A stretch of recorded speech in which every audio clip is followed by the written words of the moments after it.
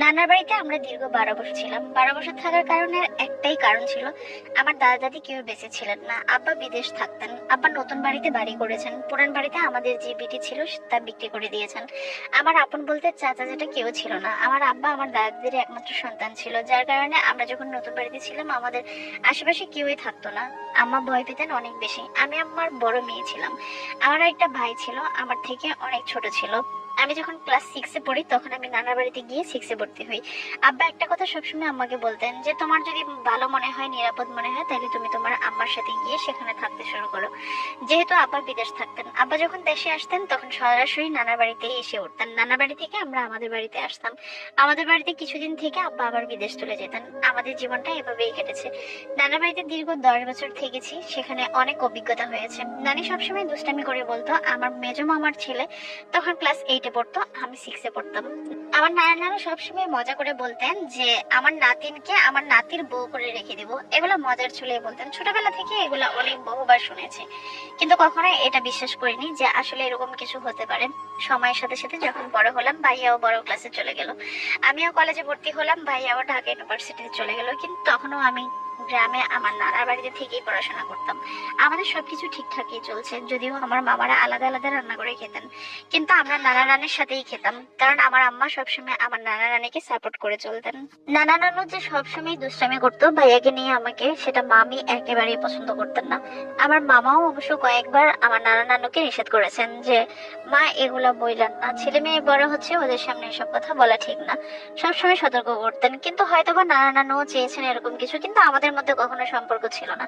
ভাই যখন চলে গেল ঢাকা পড়াশোনার জন্য আর আমি কলেজে ভর্তি হয়ে গেলাম, তখনই আস্তে আস্তে ভাইয়ার সাথে আমার সাথে ফোনে কথা হতে লাগলো। কারণ তার আগে যখন গ্রামে থাকতো ভাইয়া, ওনার সাথে আমার কখনো এরকম ভাবে কথা হয়নি। উনি পড়াশোনা নিয়ে খুব সিরিয়াস ছিলেন, আমিও পড়াশোনা নিয়ে যতটুকু সিরিয়াস থাকার ততটুকুই থাকতাম। কিন্তু আমি সবসময় আম্মার সাথে থাকতাম, নানা নানার সাথেই সময় দিতাম। মামা আমি একদম পছন্দ করতো না ওই কথাটা, কিন্তু মনের ভিতরে আমার সবসময় একটা প্রশ্ন জাগতো, আসলে কি এটা সম্ভব নাকি, এরকমটাই আমি চিন্তা করতাম।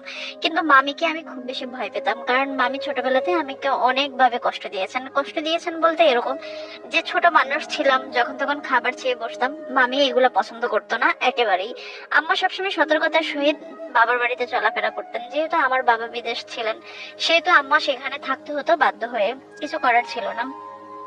ভাইয়া যখন ঢাকা চলে যায় তখন ওনার সাথে আমার ফোনে কথা হতো। ফোনে কথা হতে হতে একদিন কথার চলে উনি আমি দুজনেই হাসাহাসি করতেই বলেছিলাম যে নানা নানু আসলে কি চায়। এটা কেন যেন আমরা সিরিয়াস ভাবে নিয়ে নিলাম। দুজনের কথার মধ্যে মনে হলো যে দুজনের মধ্যে একটা মায়ার টান তৈরি হলো। ভাইয়াও আমাকে হাসতে হাসতেই বললো, তুই কি সত্যি সত্যি আমাকে বিয়ে করবি? আর আমিও মজার চলে বলেছিলাম যে আমি কেন আপনাকে বিয়ে করব, কিংবা আমি তো কখনো এরকম চিন্তাই করিনি।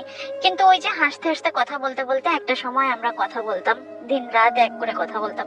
কিন্তু ভাইয়া যখন বাড়িতে আসতো তখন কখনো আমার সাথে ওই রকম ভাবে কথা বলতো না, কারণ উনি সবসময় সিরিয়াস ছিলেন পড়াশোনা, আর ওনার আম্মাকে উনিও ভয় পেতেন।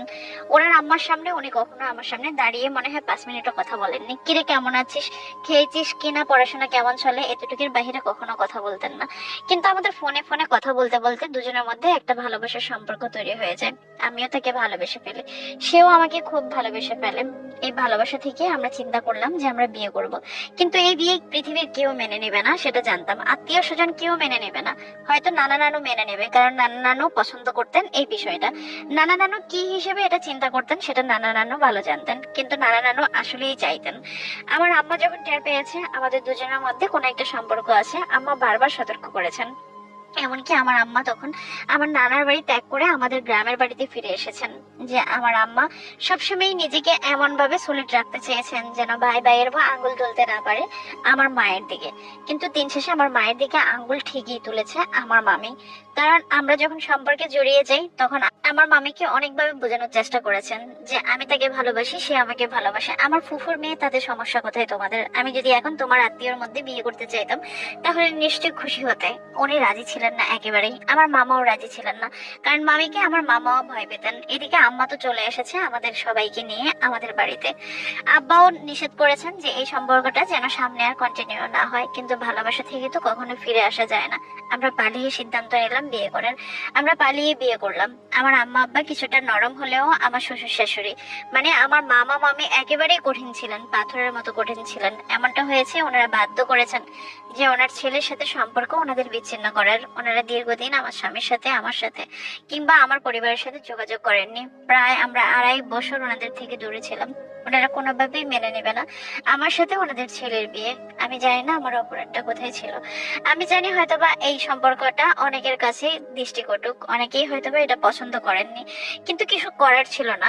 কিছু কিছু মুহূর্তে অনেক কিছু মেনে নিতে হয়। জন্ম মৃত্যু এগুলো আল্লাহর হাতে। আল্লাহ কখন কার সাথে কার মিল করে রেখেছেন সেটা একমাত্র আল্লাহই জানে।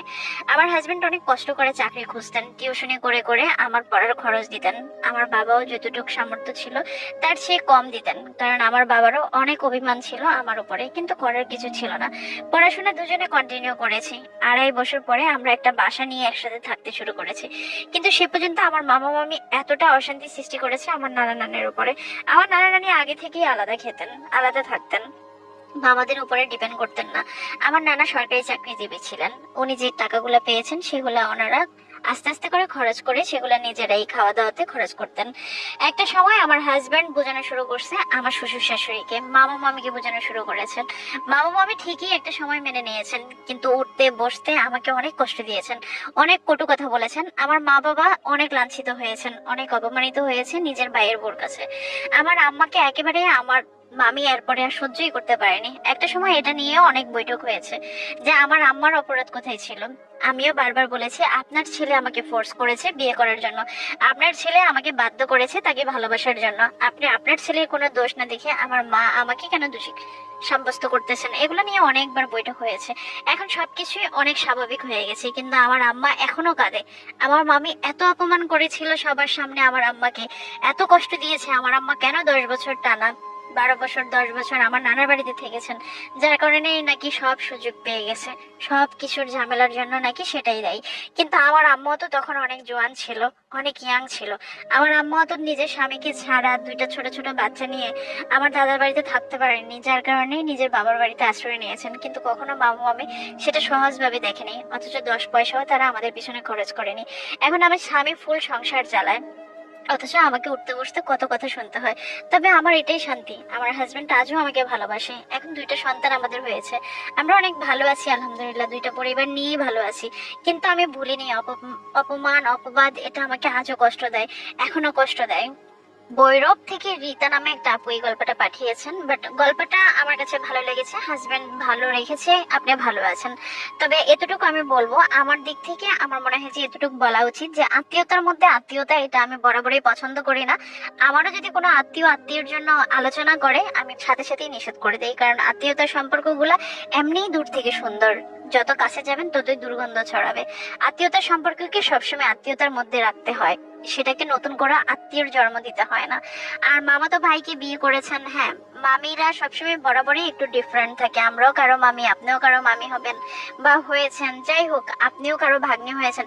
মামা মামি সম্পর্কটা একটু দূরত্ব বজায় রেখে চলা সুন্দর। সব প্রত্যেকটা আত্মীয় আত্মীয় তো আত্মীয়ই, এটার মাঝে আবার নতুন করে আত্মীয়র জন্ম দেওয়ার কোনো মানে হয় না। আর ফুফাতো ভাই বোন, মামাতো ভাই বোন, এই জিনিসগুলো আমার মনে হয় যে অনেক সম্পর্ক তৈরি করতে গিয়ে অনেক সম্পর্ককে মেরে ফেলা হয়। এই জন্য আমি বলবো আত্মীয়ের মধ্যে আত্মীয়তা করা উচিত না, ঠিক না। এই যে আপনি যে সমস্যার সম্মুখীন হয়েছেন, পুরানো আত্মীয়তা নিয়েই আপনাদের এখন টিকে থাকাটা কঠিন হয়ে গেছে একটা সময়, ঠিক এরকমই হয়। যার কারণে আত্মীয়তার মধ্যে নতুন কোনো জন্ম দিতে হয় না। আত্মীয়তার দূরে গিয়ে মানুষ মরলেও নাকি পচা গন্ধ কম বের হয়, এটা কথার কথা মানুষ বলে। সেজন্য আমি সবসময় আত্মীয়তার মধ্যে আত্মীয়তা পছন্দ করি না। তবে এখন ভালো আছেন, স্বামীর কাছে আছেন, ভালো আছেন, শান্তিতে আছেন, এটা ঠিক আছে। তবে অপমান মানুষ আসলেই ভুলে না।